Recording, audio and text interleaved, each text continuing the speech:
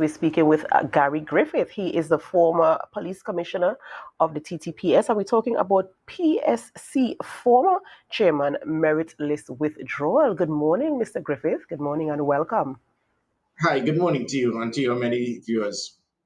Right. Good morning. Good morning. Good morning. Good morning, We're sir. having this conversation this morning, and we're talking about the withdrawal of the merit list. So we want to know where we are with this and your perspective on this. Sure. So to clarify, this has been going on for over 2 years.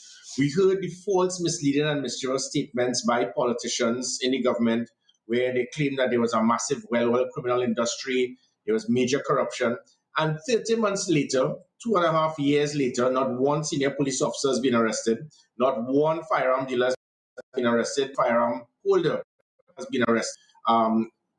In the 4,000 firearms that were issued, again, nothing has taken place. None was lost, stolen, or used for a crime under my watch. So, now all of this, the Prime Minister submitting a piece of paper to the chairman of the Police Service Commission. And this is why it has gone to court. The court is the one place that has not been politically manipulated by the government, where the government they have pulled themselves into the police service, into the Integrity Commission, the Industrial Court, every single thing. And just as the Chief Secretary had stated, where the Prime Minister needs to mind his business. In this situation, there was blatant interference. The reason this has gone to court is because of three things. Firstly, to make any decision, I say to suspend a police officer, it must come from the Police Service Commission. This was not done. So this is going to reveal a lot to the country now, that this former chairman decided to withdraw a merit list without the approval of the Police Service Commission. And the reason we have that, we have the minutes of the Police Service Commission, and at no time was there anything about me being suspended. So she decided to suspend a sitting substantive police service commissioner without the approval of the Police Service Commission. So in other words, the chairman does not have that authority. This is not a prime minister who can just make a decision and cabinet will just blindly agree. Every decision made in the Police Service Commission must be based on votes. So if there are 4 persons, it must be 3-1. And if it is 2-2, then she will have the casted vote. There was never any decision or even anything to consider to suspend me because there was nothing to warrant a suspension. So she went ahead and sent a letter to suspend me without the approval of the Police Service Commission. That is very dangerous territory, what she has done. It is unethical. She did not have the approval. Secondly, she then went and withdrew the merit list without the approval of the Police Service Commission because she had access to the letterhead. So she decided to go and go to President's house, treat it like a post office, meet the Prime Minister, and withdraw the merit list from President's house without the knowledge or approval of the Police Service Commission. And again, to clarify this, up to now, no one in our media asked the other members of the Police Service Commission, why did you resign? That is why they resigned. They resigned in disgust because of the political interference, because of the actions by the chairman of the Police Service Commission by deciding to withdraw a merit list and suspend a commissioner without their knowledge or approval. And that is why they resigned. The final point which is mind-boggling, she decided to do this based on the Prime Minister giving her a piece of paper with a man giving his own views about something. That is madness. You can't withdraw a merit list because a Prime Minister gave you a piece of paper. This individual that wrote that is a citizen. So he's one of 1.4 million civilians. And Keith Rowley, in the same way, he just found this piece of paper called email, get in his mailbox, and then went to Parliament to smear and slander people's names. He did the same thing again with this piece of paper because there was a team that I approved to do an audit and to look at how we can improve firearm issue. And it involved 2 individuals. Both individuals had to be involved in signing a document to verify. This was not that. This was one man giving his own personal view. How could you, as a chairman of the Police Service Commission, decide to withdraw merit list because somebody gave you a piece of paper stating, well, this is what I believe, this is what I have heard? So Blissy Prasad has a lot of questions to answer in court. To you, Gary Griffith. As you said, this matter has been going on for some time. The individual in question has since resigned, if my information is accurate, in around 2021. You have now taken the decision, or rather it's now coming forward in terms of taking the matter further. What do you hope to achieve? Well, again, to expose to the country the blatant manipulation that would have taken place, that again, the whole country is suffering because of this decision. Because remember, at the time the police had gone through proper transformation, it was the highest reduction in violent crime in 17 years. Public trust and confidence in the police moved from 14 to 59%. After what she did, it went down to 8%. Crime moved from 342 murders in my last year to over 600.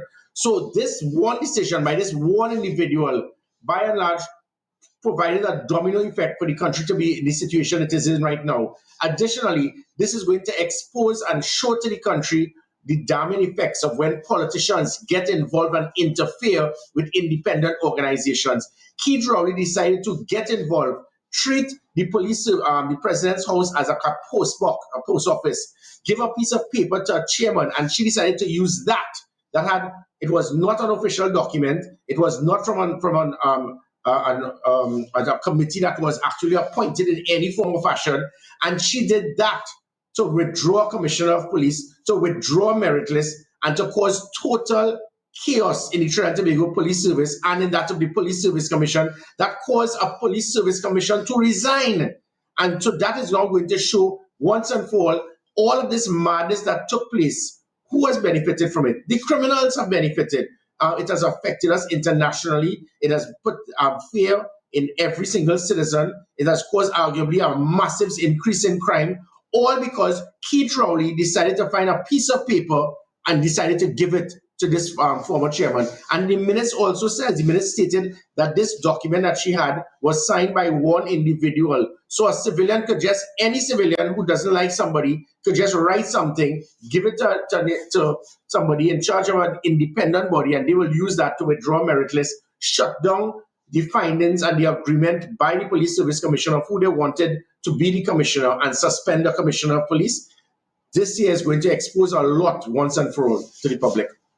Griffith, what would you say to those who may make the point that, while they have confidence in your ability to be able to treat with crime fighting and so on, and they were very pleased with your performance as police commissioner at the time based on your ratings, what would you say to those people who indicate this is probably just going in a direction now of becoming political? Because ultimately, we do not necessarily see in the foreseeable future this current prime minister going back to find favor with Gary Griffith, and probably nor is Gary Griffith even interested in finding favor with this current prime minister to be able to return. So some persons looking at that perspective may see it as, all right, this has become purely politics now and is no longer about the security of the country. How do you respond to that?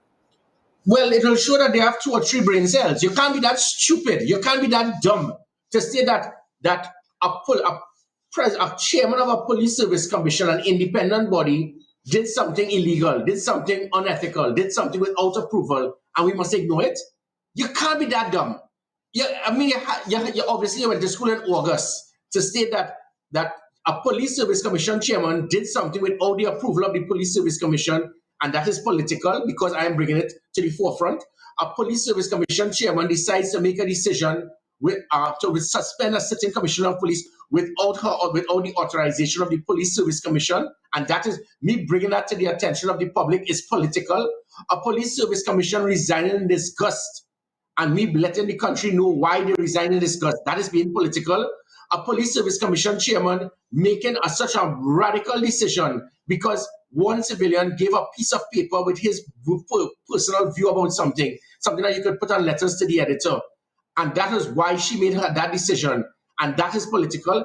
Anybody who says that, it shows ignorance at the highest level, and it will show they're being political because they are concerned, and rightfully so, that this is going to expose Keith Rowley for his incompetence and his pettiness by taking a piece of paper that somebody gave him that had no merit, that had no substance, that was not an official document, and he used that to give to a police service commission chairman, and she used that to withdraw a merit list that caused a mayhem in the country. If anybody sees that as being political rather than seeing it as exposing a massive conspiracy that would have taken place because of the personal agenda by politicians, all I can state is that those persons, their few brain cells have been burnt out. Mr. Griffith, we always feel your passion and we always feel your fervency when it comes to fighting crime and working on the side of ensuring that crime is at bay. So putting all the politics aside and putting all the feelings and emotions aside, what is your position now?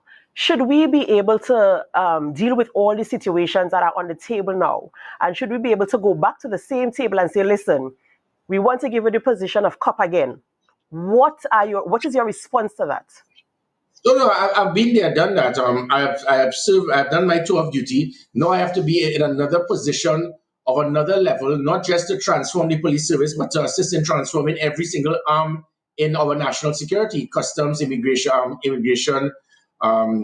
the army, the coast guard, the air guard, the prisons, the fire services, and also other arms in the public service. The same way I was able with my team to transform what was seen as probably the most corrupt and non-productive arm in the public sector, which was the police service. That was the perception, because it was 14% public trust and confidence when I got in. We put it from 14 to 59%. And then when we left, it went back down to 8%. So what my intention is not to go back there to do something that I already achieved as Commissioner of Police. It is to go back in another position, not just to transform the Trinidad and Tobago Police Service, but to transform every single arm in the public sector to bring them to optimum level of productivity by having proper leadership, good management, measuring their performance, and making persons accountable.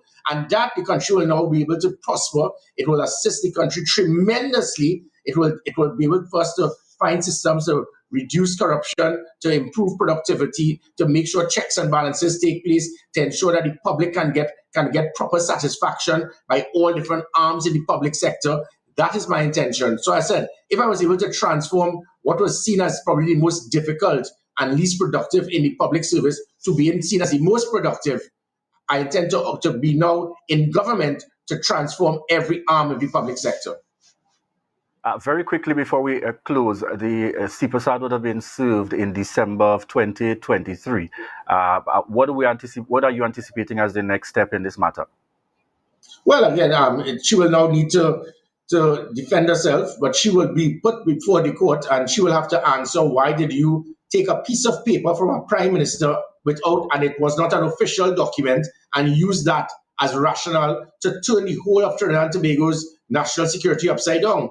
Why did you make that decision without the approval of the Police Service Commission? Why did you suspend a sitting commissioner of police? Why did the Police Service Commission resign in disgust?